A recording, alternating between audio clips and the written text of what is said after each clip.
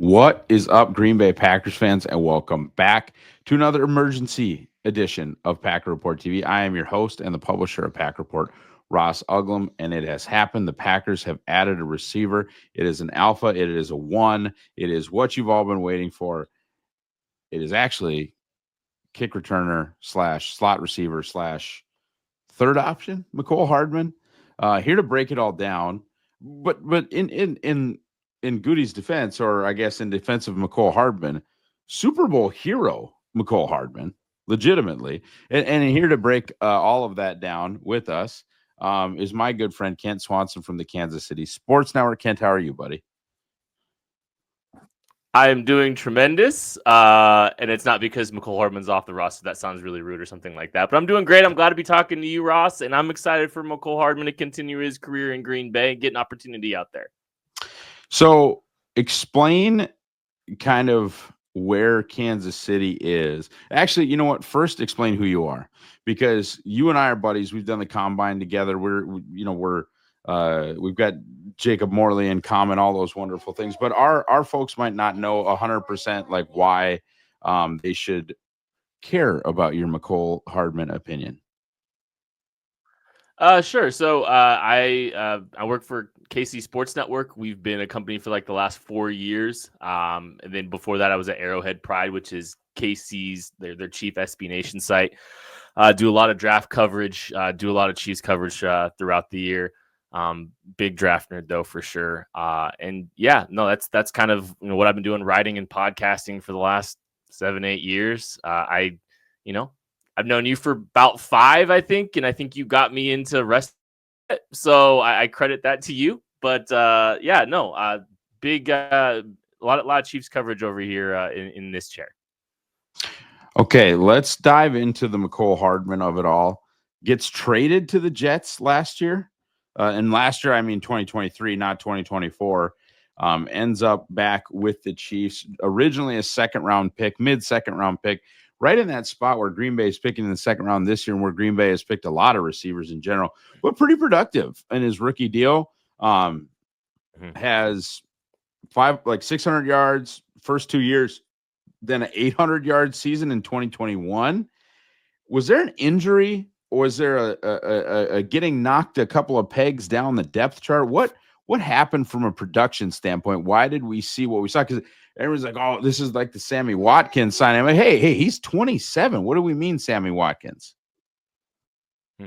Yeah, no, he kind of hit the pretty well with his rookie contract, and it was kind of coming off the backs of the Tyreek Hill news that some of the incidents that were bringing some concern about whether or not he was going to be available for the 2019 season. So the Chiefs went out and they addressed the vertical stretch within their offense, and Mecole Hardman had a great rookie year. 20 yards per catch, 6 touchdowns, I think 538 yards in his rookie season, really pushing the ball down the field. Kind of in that era of offense where they were pushing the ball down the field, and Mecole Hardman was the benefactor of some of those. Over time, I think his roles kind of diminished a little bit here and there. He's kind of the vertical stuff's been taken out of Kansas City a little bit. The wind has been taking of KC a little bit when it comes to the passing game, as teams have played more too high and tried to keep a lid on things. And so, his value kind of changed a little bit from, maybe not as field stuff and a lot more horizontal plays, a lot of the jet sweeps, a lot of the lateral stuff, trying to get involved and get his speed, to the edge, which is why you saw him kind of become a valuable player in the red zone, where the Chiefs, ran that, Tom and Jerry return motion into the flats to win the Super Bowl last season. So, he's kind of changed, and the production is kind of changed as a result of, just how teams have played the Chiefs and their ability to get the ball down the field. And then I'm a vertical stretch gadget type player over the course of his last few seasons. So what we're going to end up probably hearing a lot is the 90 total yards last season, right? You're almost out of the rotation, obviously, at that point. 14 total targets, caught 12 of them, which is great. But you're coming off of a 90-yard season, and I'm still talking about, right, he's 27. It's not like he's 30 or 31 or 32. But what happened this last year, especially with the Hollywood Brown injury, you would have hoped that there would have been some role. Like, why should there be hope, if any, for Packers fans with this signing? Yeah, so I think he's morphed a little bit. Like I think there's a lot of with Xavier Worthy involved. Like you saw a lot of the stuff that might go to Mecole Hardman wind up going to Xavier Worthy. So like that was a piece of it. With Mecole, he really didn't see a lot of opportunity in the offense and midway, like after got hurt, right? And so like get a stretch there where he was playing, a few opportunities on the offensive side of the ball, both in the passing game and running the football a little bit too. But you didn't see that Rasheed that he kind of got relegated to being a special teams only player last season before that. And honestly, like I think that's one of the biggest story arcs for him is like he's turned into a very good special teams player. He's turned into a good returner, a reliable returner, and someone that has still that speed to be able to make some big explosive plays there. And he had some fumble issues in the punting game early on, and he's gotten significantly better to the point that I think Chiefs fans really trusted Mecole Hardman with that role. And when he got hurt, I think there was some play the last 5 games of the season, but there was some concern that he going to take a step back in the return game and the reliability because he had done such a good job, over the course of the last few seasons, just developing that trust. So I think there's still some upside as a receiver. I think he probably fits better, and the Packers probably are better equipped to get the ball down the field a little bit more out of some of the play action looks that they like to employ. And so like I think there's some meat on the bone there, and there's also some reliability in the return game that he provides. So like I think those are the two things that I think you get excited about if you're a Packers fan. And the jet sweep, so you can run the jet sweep stuff with him and use his speed horizontally. Get him out on the edge with that kind of stuff. So like I think there's a role for him. I think ultimately that makes sense too, because with Christian Watson probably starting on the PUP, potentially not playing till week 10, 11, 12, whatever it may be, you're going to be in a situation where you're not going to want to use Jaden Reed as a gadget player because you have to use Jaden Reed as one of your top receivers. So if Mecole can do some of that stuff, it does exist in the offense.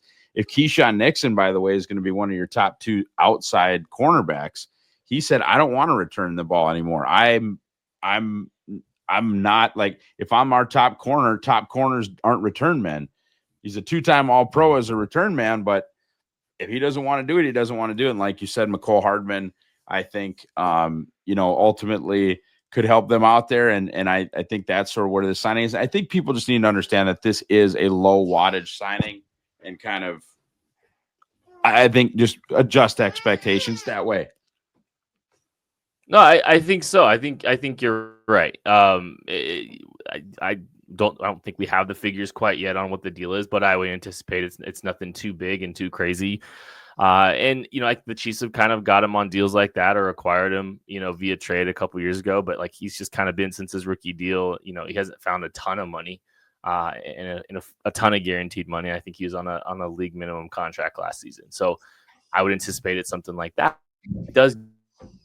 It gives you depth in the return game. It gives you somebody that can run the jet sweep game. It gives you some, ability down the field. There's just not a lot that's developed in between that as a receiver. And that's okay. You can find a way to make that work. And I think, Jordan Love getting to chuck the ball down the field, the Chiefs weren't as good about that down the field. And, they tried a couple times with Mecole. Didn't land last year, but they landed in the playoffs in 2023. So, I think there's still some ability down there. The Chiefs just don't have as many opportunities or take as many opportunities there. And I think, like there's some upside to this, I think, if you're looking at it from a Packers perspective. I think so too. I think ultimately he's Watson insurance. And if all other wide receivers stay healthy and Christian comes back, maybe Mecole's the one you release. But how often does that happen, that all of the wide receivers are healthy at that point in the season? I think it sets a floor. I still think they're going to take a top 60 wide receiver in the draft, but now they don't have to. Like if the board falls and they find some crazy value at corner or at pass rusher or whatever, they just have like one of their top 30 players is there at 54 and they feel like they have to take him. They're not pigeonholed into taking the Stanford kid or Higgins or Jalen Royals or whatever you're kind of thinking there. I think this sets a little bit of a floor for the wide receiver room. Kent, buddy, thank you so much for bringing us all things Mecole Hardman. We appreciate you. Yeah, anytime, man. All right, guys, keep this short and sweet. Drink Badger State, buy the draft guide, and go Pack Go.